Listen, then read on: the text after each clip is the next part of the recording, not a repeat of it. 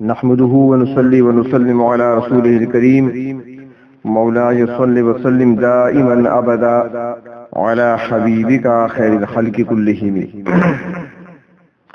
آج ہمارے سلسلے کا 12واں درس ہے.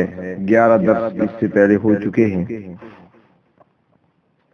سورۃ فاتحہ کا ترجمہ مکمل ہو چکا ہے، لیکن چند ایک باتیں جو ضروری سمجھتا ہوں، اس لیے کہ سورۃ فاتحہ کے مقام اور مرتبے کو پہچانا جا سکے، جسے ہم ہر نماز میں پڑھتے ہیں، لاپرواہی کرتے ہیں. تو سورۃ فاتحہ کا مقام کیا ہے، اس سلسلے میں کچھ کل عرض کیا تھا. آج پہلی بات تو یہ کہ سورۃ فاتحہ وہ سورت ہے جس میں اللہ رب العزت نے اپنے 10 نام بیان فرمائے ہیں. 5 نام ظاہراً ہیں اور 5 نام مضمراً یعنی پوشیدہ. ظاہراً جو نام ہیں وہ الحمدللہ اسم ذات اللہ، دوسرا الرحمن، تیسرا الرحیم، اور چوتھا مالک یعنی مالک یوم الدین، لیکن دوسرا چھوڑ گئے بیچ میں، رب العالمین یعنی وہ اللہ رب رحمان رحیم اور مالک ہے. یہ 5 نام تو ہیں ظاہراً. 5 نام پوشیدہ مضمراً. نعبد یعنی عبادت کرتے ہیں کیونکہ وہ معبود ہے، اور دوسرا نستعین استعانت کرنے والا، مستعان مدد کرنے والا. اہدنا ہدایت دینے والا، ہادی. مستقیم استقامت عطا کرنے والا، 3. چوتھا انعمت علیہم انعام کرنے والا، منعم. اور 5واں غیر المغضوب علیہم ولا الضالین یعنی سزا دینے والا. 5 نام ظاہراً اور 5 نام مضمراً. 10 نام اللہ رب العزت کے سورۃ فاتحہ کے اندر ہیں. انسان کو زندگی گزارنے کے لیے اشد ضرورت ہے وحی الہی کی، یعنی ان تعلیمات کی جو پروردگار عالم کی طرف سے عطا کردہ ہے، اور اس کی ہمارے پاس جو صورت ہے وہ قرآن کی صورت میں. تو اب قرآن کریم کی ہمیں کیا ضرورت ہے؟ تو ضرورت قرآن پر 7 دلائل موجود ہیں سورۃ فاتحہ میں. سب سے پہلی بات وہ تو یہ ہے کہ سورۃ فاتحہ کی ابتدا ہوتی ہے الحمدللہ سے. حمد کا معنی ہے تعریف، اور تعریف جب کسی کی جاتی ہے تو وہ اس کے کمال پر کی جاتی ہے. اگر کسی حسین آدمی کی تعریف کرو گے تو اس کے اندر کمال حسن ہے. کسی عالم کی تعریف اگر کی جائے گی تو اس کے اندر کمال علم ہے. لیکن ہم دیکھتے ہیں کہ جب کسی مکان کی تعریف کی جاتی ہے کہ اچھا بنا ہوا ہے، تو یہ تعریف در حقیقت مکان کی نہیں بلکہ بنانے والے کی ہوتی ہے. تو اسی طرح جب کسی کے حسن کی تعریف ہو یا کسی کے علم کی، تو یہ تعریف بھی در حقیقت اس ذات کی ہوتی ہے جس نے یہ کمالات عطا کیے ہیں. تو اصل ذات کمالات کل کی حامل وہی ذات ہے جس کو اللہ کہتے ہیں. تو اللہ تعالیٰ کے کمالات کو بندہ کیسے سمجھ سکتا ہے؟ وہ تب سمجھے گا جب وہ صاحب کمال خود بتلا دے. اور اللہ تعالیٰ کے بتلانے کا نام ہے وحی، اور اسی کا نام ہے قرآن. کیونکہ جب سب تعریفیں اللہ کے لیے ہیں اور تعریف ہوتی ہے کمالات پر، اور کمالات ہم معلوم نہیں کر سکتے جب تک وہ صاحب کمال خود نہ بتائے، تو لازمی ہوا اور ضرورت ہے کہ وحی ہو، قرآن ہو، تاکہ ہم اللہ تعالیٰ کے کمالات کو سمجھ سکیں. پہلی دلیل رب العالمین. عالم ایک نہیں بلکہ کئی ہے. عالم انسان ہے، عالم جن ہے، عالم اجسام ہے، عالم ارواح ہے، عالم ملکوت ہے.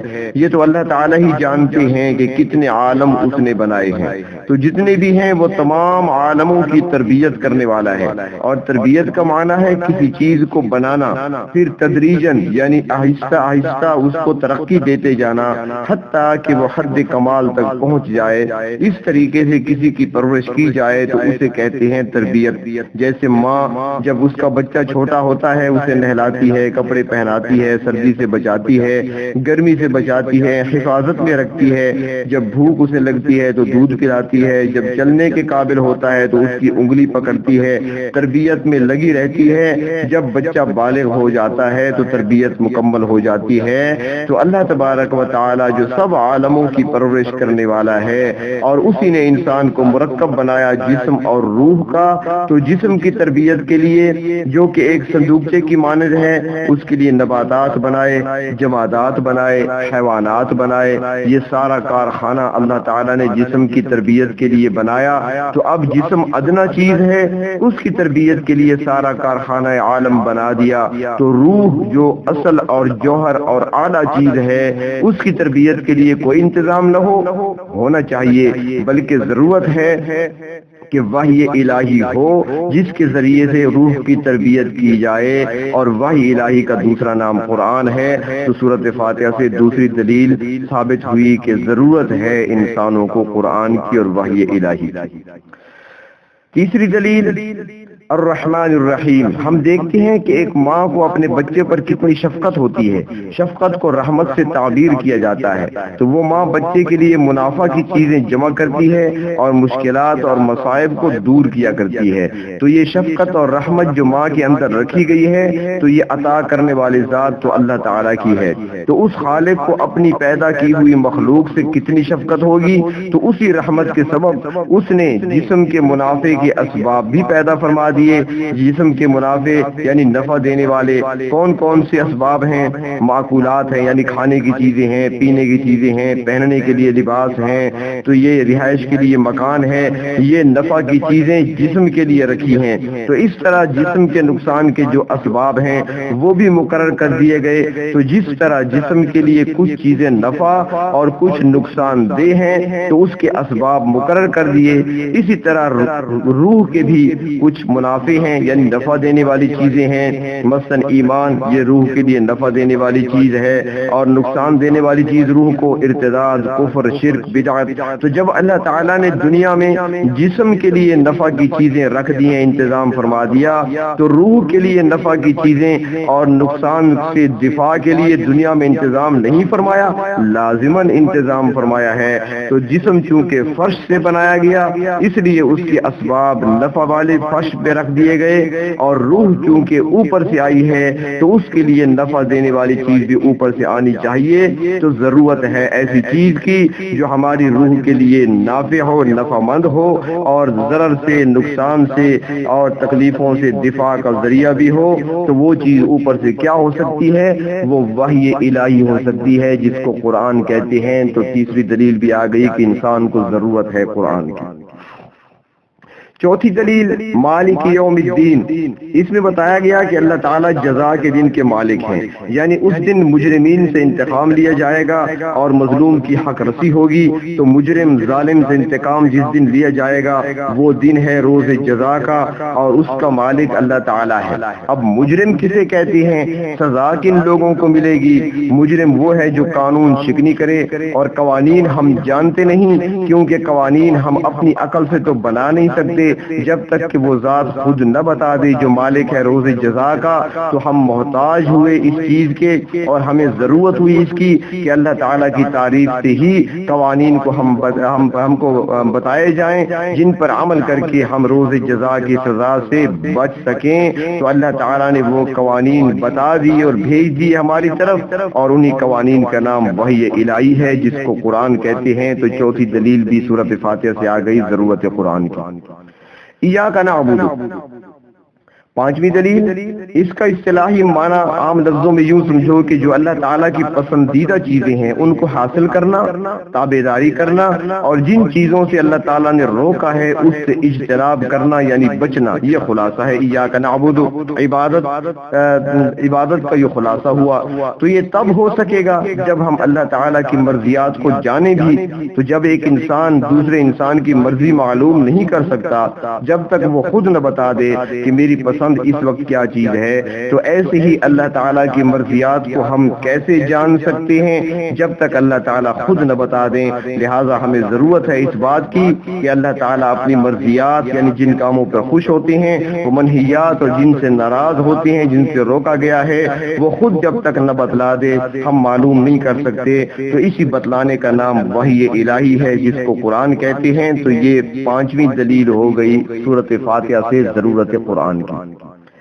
وَإِيَّاكَ نَسْتَعِينُ، اس سے بھی دلیل نکل رہی ہے کیونکہ استعانت اور مدد جو طلب کی جاتی ہے وہ امر خیر پر، اچھے کام پر کی جاتی ہے، برائی کے لیے مدد طلب نہیں کی جاتی، اور خیر اور شر کو ہم نہیں سمجھ سکتے، جس کو ہم خیر سمجھتے ہیں نہ معلوم وہ ہمارے لیے شر ہو، کیونکہ ارشاد خداوندی ہوتا ہے عسى ان تحبوا شيئا فهو كره لكم، بسا اوقات تم کسی چیز کو پسند کرتے ہو خیر سمجھ کر اور وہ تمہارے لیے برائی کا باعث ہوتی ہے، وعسى ان تكرهوا شيئا فهو خير لكم، اور بسا اوقات بعض چیزوں کو تم برا سمجھتے ہو لیکن در حقیقت وہ تمہارے لیے خیر ہوتی ہیں۔ تو معلوم ہوا کہ خیر اور شر کو ہم نہیں سمجھ سکتے جب تک اللہ تعالیٰ خود نہ بتائیں، اور یہ بتا دینا ہی وحی الہی ہے، اور اس کا نام ہے، دوسرا نام ہے قرآن۔ تو لہٰذا ہمیں ضرورت تھی قرآن کی، محتاج تھے قرآن کے، تو اللہ رب العزت نے ہمیں قرآن کی صورت میں اپنی وحی عطا فرما دی۔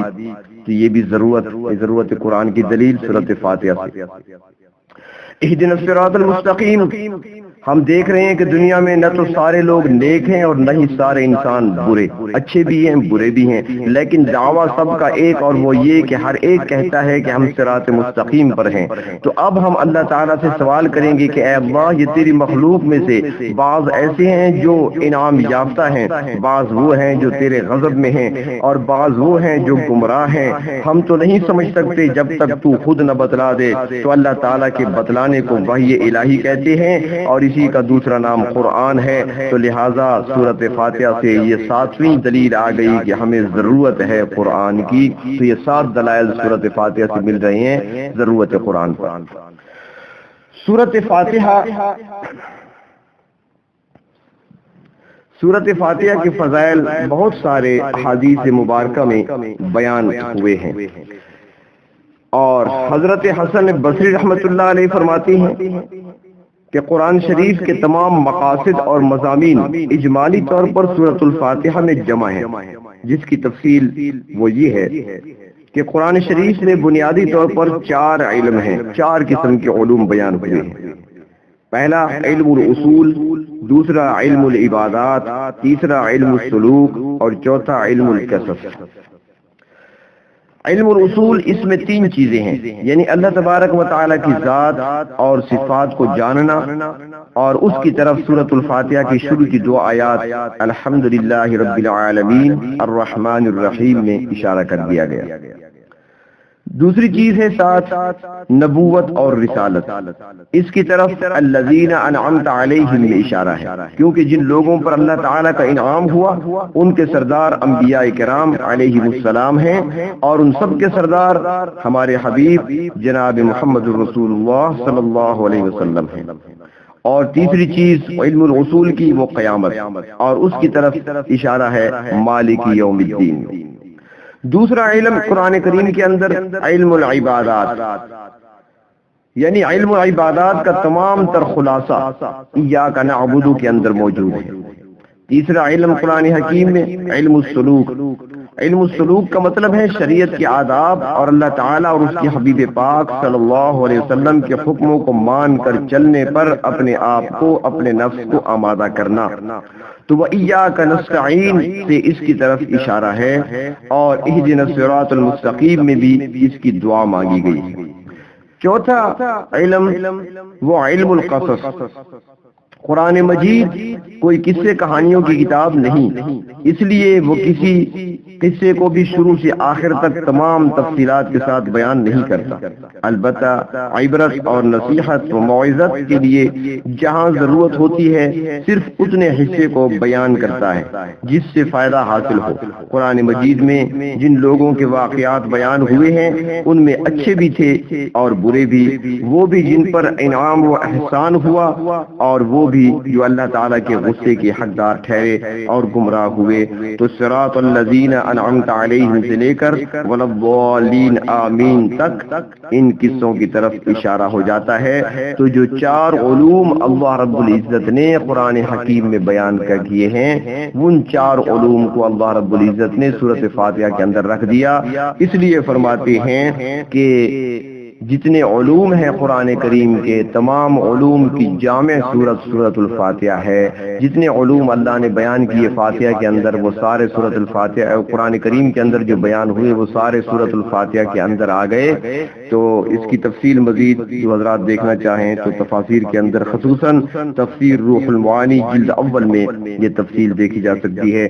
انشاءاللہ زندگی باقی تو کل کے درس میں انشاءاللہ سورۃ الفاتحہ کے فضائل اور مختلف طریقوں سے جو وظائف کے طور پر بزرگوں سے منقول ہے یا احادیث میں روایات مروی ہیں بطور وظیفہ کے سورت کو پڑھنے کے لیے، تو وہ انشاءاللہ کل کے درس میں عرض کیا جائے گا. وآخر الدعوانا عن الحمد للہ رب العالمین.